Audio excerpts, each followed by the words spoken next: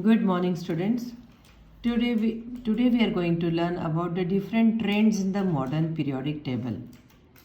We all know the physical and chemical properties of the elements mainly depend on the electronic configuration or electron arrangement in the atom.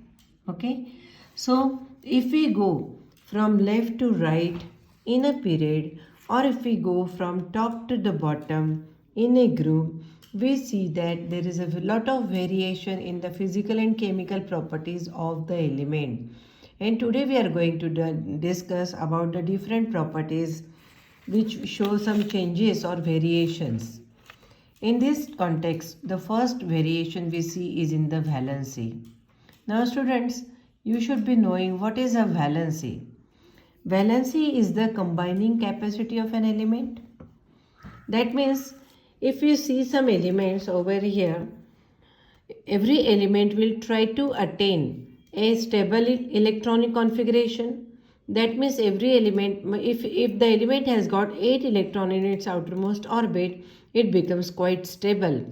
But this does not happen. Every element has got more than 8 electrons in its outermost orbit. You can see here in sodium, 1 electron is present after 8 electron. That means these two orbits are completely filled and the third orbit is having 1, 2, 3, 4. This type of number of electrons are present. So such type of presence of these electrons makes the element unstable. If the element try to lose this one electron, it will become a stable, it will get a stability because it has got completely filled orbits like 2, 8. So this is a stable electronic configuration of a noble gas, right? That's why the element will try to lose this one electron in its outermost orbit to get a stable electronic configuration. So if the element is losing its one electron in a chemical reaction, it is called its combining capacity or valency. For example, you can see here in sodium, atomic number is 11, electronic configuration is 281. That means sodium has got one electron in its outermost orbit, which is making it very unstable. So what sodium will do? It will try to lose this one electron in a chemical reaction. Once it loses its one electron, it becomes 2,8, which is very stable.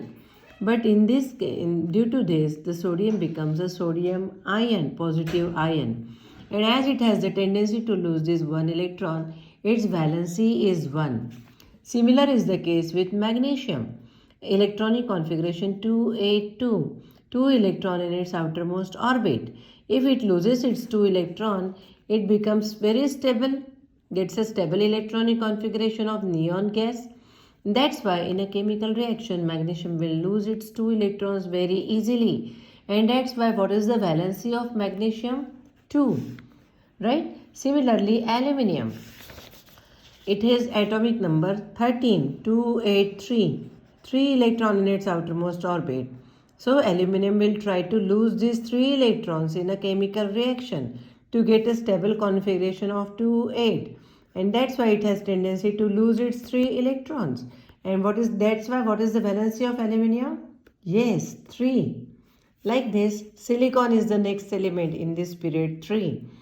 Silicon electronic configuration 284.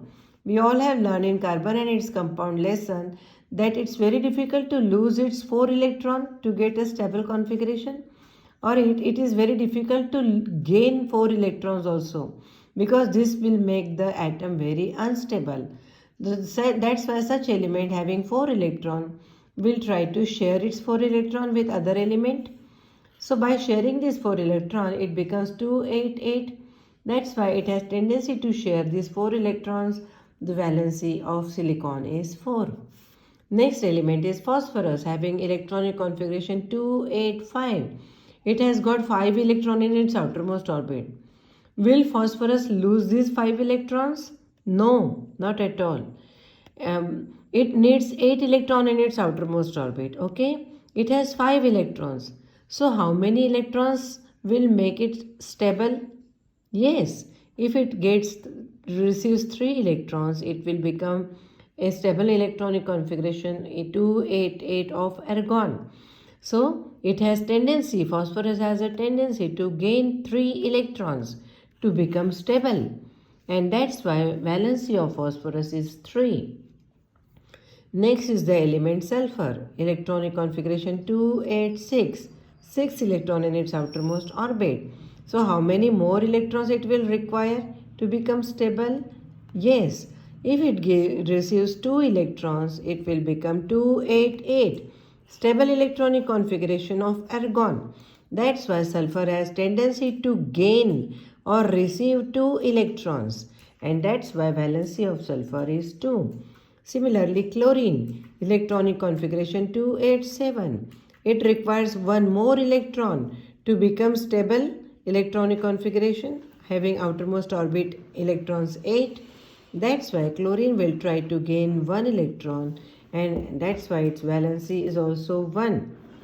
Next element in the period 3 is argon, 288. Its atomic number is 18, so electronic configuration is 288. Can you see? All the shells are completely filled with electrons. That's why there is no tendency of argon to lose or gain any electron. And that's why valency of argon is 0, because this is the most stable electronic configuration. Okay, this argon is a stable noble gas. That's why its valency is 0. That means just now we were learning about these elements of period 3: sodium, magnesium, aluminum, silicon, phosphorus, sulfur, chlorine, argon. Okay, just now we saw that valency of sodium is 1. Similarly, valency of magnesium is 2. Valency of aluminum 3. Silicon 4.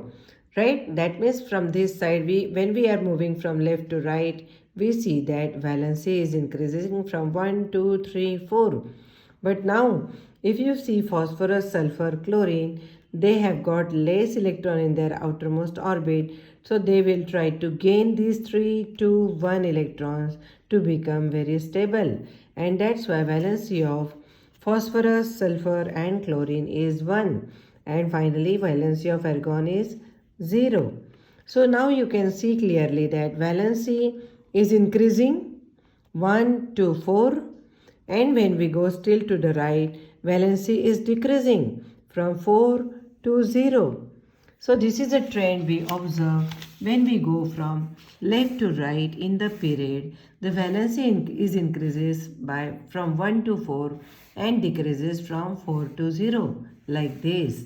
So this is the variation along a period when we grow from left to right. But what about the variation of valency in a group?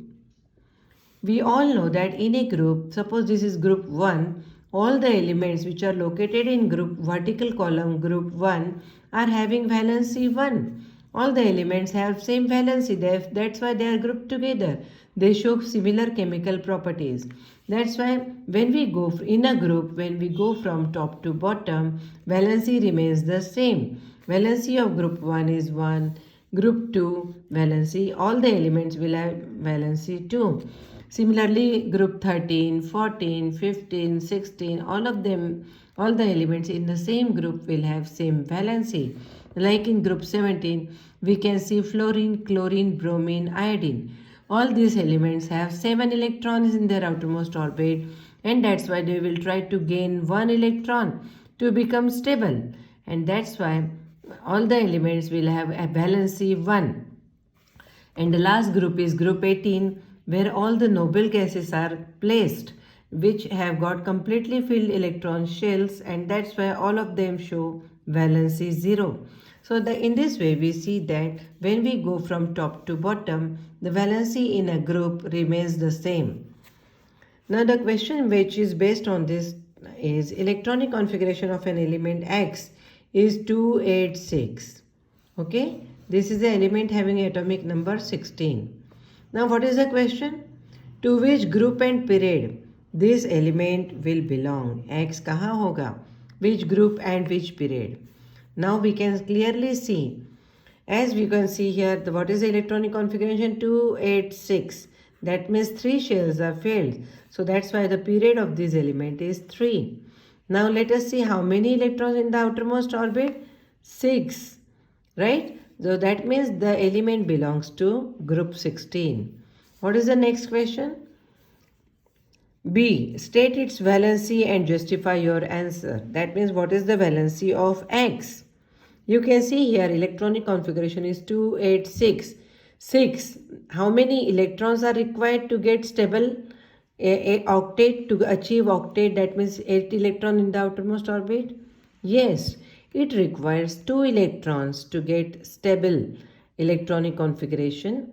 That means to get octet, 8 electron in the outermost orbit, it requires 2. And that's why its valency is 2.